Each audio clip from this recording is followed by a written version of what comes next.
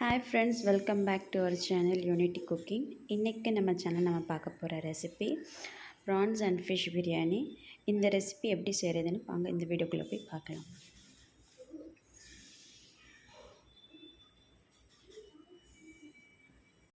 இதுக்கு நம்ம fish fry பண்ணுறதுக்கு மசாலா எடுத்துக்கலாம்.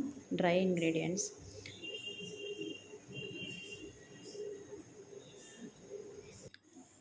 இங்கே வந்து நான் ஒரு 1/2 கிலோ மீன் எடுத்திருக்கேன்.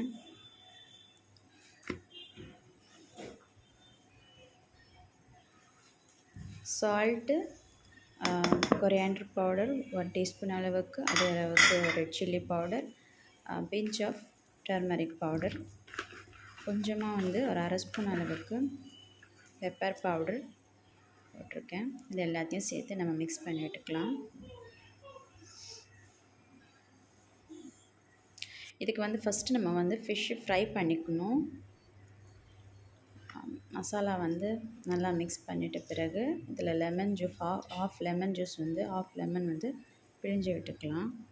இதையும் நல்லா மிக்ஸ் பண்ணி விட்டுக்கிறேன். ஒரு 1/2 ஹவருக்கு நம்ம இதை வந்து மேரினேட் பண்ணி வச்சுக்கலாம்.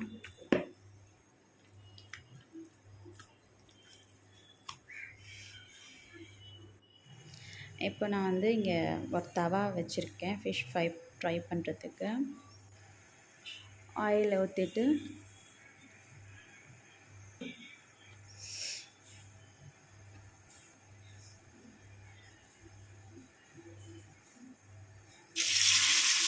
இப்போ மீன் வந்து ஒன்று ஒன்றா போட்டு நம்ம ஃப்ரை பண்ணி எடுத்துக்கலாம்.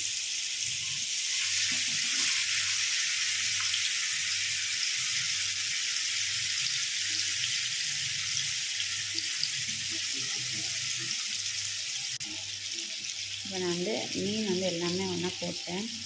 இது ஃப்ரை ஆகட்டும்.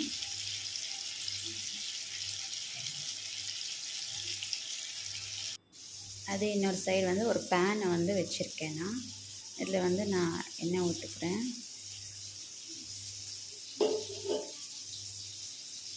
எண்ணெய் சூடான உடனே இதில் வந்து நம்ம லவங்கம் பட்டை வந்து போட்டுக்கலாம். 2 பட்டை, 4 லவங்கம், 3 ஏலக்காய்.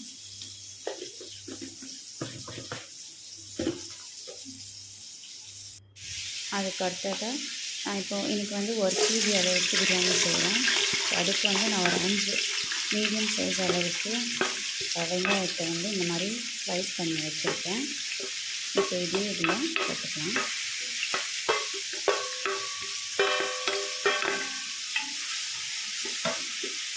ஆனியன் வந்து நல்லா வந்து ஒரு ப்ரௌன் கலருக்கு வரணும்.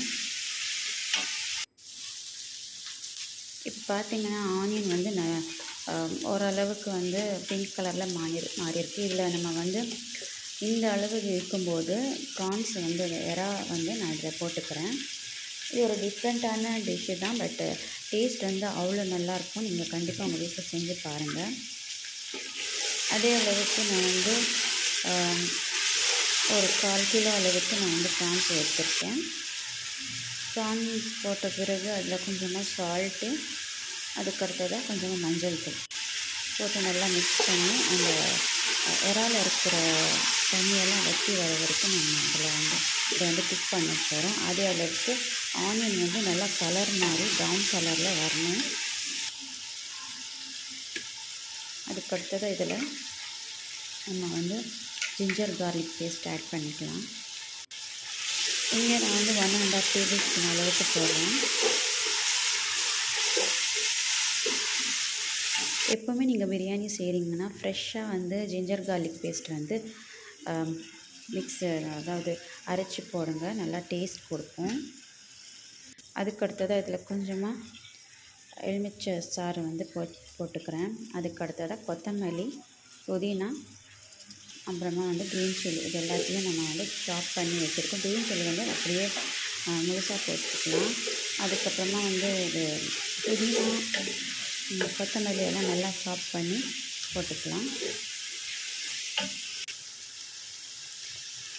அதுக்கு அடுத்ததாக நம்ம வந்து இதை வந்து எல்லாமே வந்து ஒரு இன்க்ரீடியன்ட் போட்டு நம்ம 1 மினிட் வரைக்கும் நல்லா வந்து குக் பண்ணிவிட்டு அதுக்கப்புறமா தான் அடுத்த இன்க்ரீடியன்ட் போடணும். அதுக்கு அடுத்தது அதில் வந்து நான் ஒரு 5 தக்காளி வந்து நல்லா அந்த மாதிரி சாப் பண்ணி போட்டிருக்கேன்.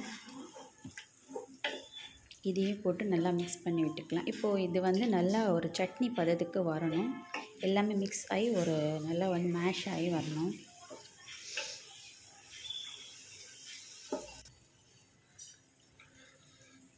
அதுக்கு அடுத்தது இதில் மிளகாத்தூள் போட்டுக்கிறேன்.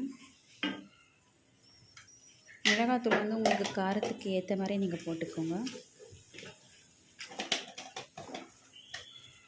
இதையும் மிக்ஸ் பண்ணி விட்டுக்கிறேன்.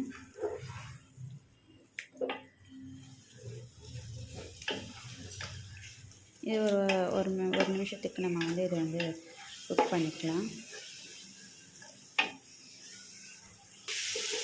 இப்போ பார்த்திங்கன்னா நம்ம ஃபஸ்ட்டு இருந்ததை விட இது இப்போ எப்படி இருக்குதுன்னு பாருங்கள். இந்த அளவுக்கு நம்ம வந்து இந்த கிரேவியை குக் பண்ணணும்.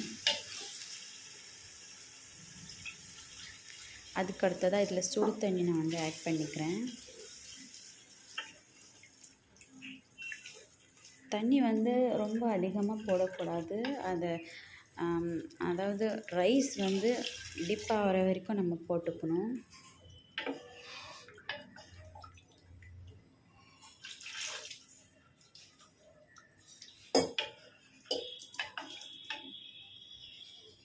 இதை வந்து நம்ம மூடி போட்டு குக் பண்ணிக்கலாம்.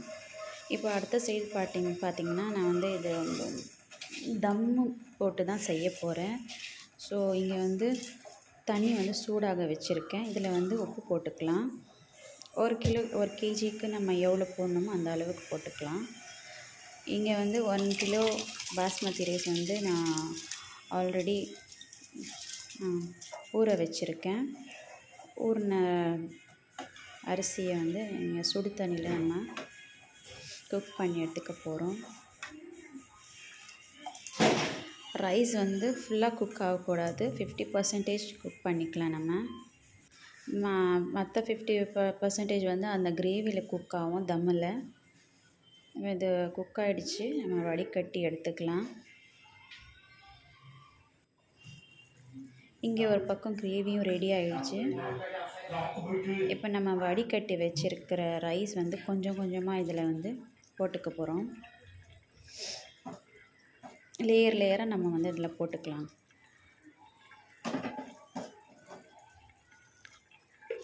ரொம்ப சிம்பிள், பட் டேஸ்ட் வைஸ் இது ரொம்பவே நல்லாயிருக்கும். கண்டிப்பாக நீங்கள் செஞ்சு பாருங்கள் உங்கள் வீட்டில். கமெண்ட் பண்ணுங்கள் எனக்கு. இப்போ எல்லாத்தையும் நம்ம போட்டாச்சு. ஒரு ஆஃப் ரைஸ் வந்து நம்ம போட்டாச்சு. அதுக்கப்புறமா இதுக்கு மேலே வந்து நான் ஃபிஷ் வந்து ஃப்ரை பண்ணி வச்சேன் இல்லையா, அதை வந்து மேலே வந்து நம்ம வச்சுக்கலாம் அப்படியே ஒரு லேயராக. ஆக்சுவலாக ஃபிஷ் பிரியாணி இந்த மாதிரி தான் செய்கிறது. பட் சிலருங்க வந்து அப்படியே கிரேவியில் போட்டு செய்வாங்க ஃபிஷ்ஷு. பட் அந்த மாதிரி நீங்கள் செஞ்சிங்கன்னா கண்டிப்பாக உடஞ்சிரும். இந்த மாதிரி செஞ்சு பாருங்கள். ரொம்ப டேஸ்ட்டு நல்லாயிருக்கும். ஃபிஷ்ஷு கூட உடையாது. இன்னொரு லேயர் வந்து ரைஸை வந்து போட்டுக்கலாம். மிச்சம் இருக்கிற ரைஸு இப்போ நல்லா ஸ்ப்ரெட் பண்ணி விட்டுட்டு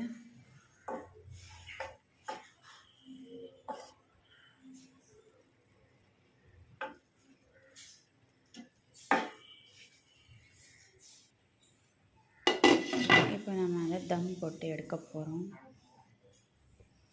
தம்மு வந்து ஒரு 1/2 ஹவருக்கு நான் வந்து ஸ்லோ ஃப்ளேமில் வச்சுருக்கேன். இப்போ தம் ஆகிடுச்சு பாருங்கள். ஸ்டவ் ஆஃப் பண்ணிவிட்டு நம்ம வந்து இதை டிஷ் அவுட் பண்ணிக்கலாம். ரொம்ப வந்து குழையக்கூடாது. ஸ்பூன் போட்டு லைட்டாக நம்ம வந்து லைட் ஹேண்டாக நம்ம வந்து எடுத்துக்கலாம். ரைஸ் வந்து உடஞ்சிரும். இந்த மாதிரி இப்போ நான் வந்து டிஷ் அவுட் பண்ணி காட்டுறேன். பாருங்கள் எப்படி இருக்குன்னு.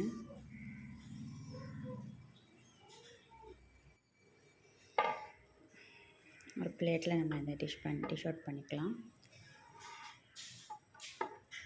பாருங்கள், ரொம்ப சூப்பராக வந்திருக்கு. பார்க்குறதுக்கு இல்லை, பட் சாப்பிட்றதுக்கு அவ்வளோ நல்லா இருந்தது. கண்டிப்பாக நீங்கள் செஞ்சு பாருங்கள்.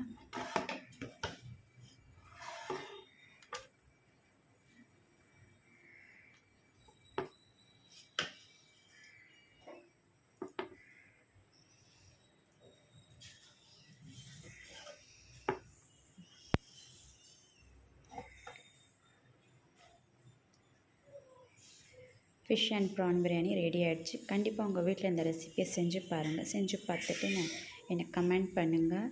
மறக்காமல் என்னுடைய சேனலை லைக் பண்ணுங்கள், ஷேர் பண்ணுங்கள், சப்ஸ்கிரைப் பண்ணுங்கள்.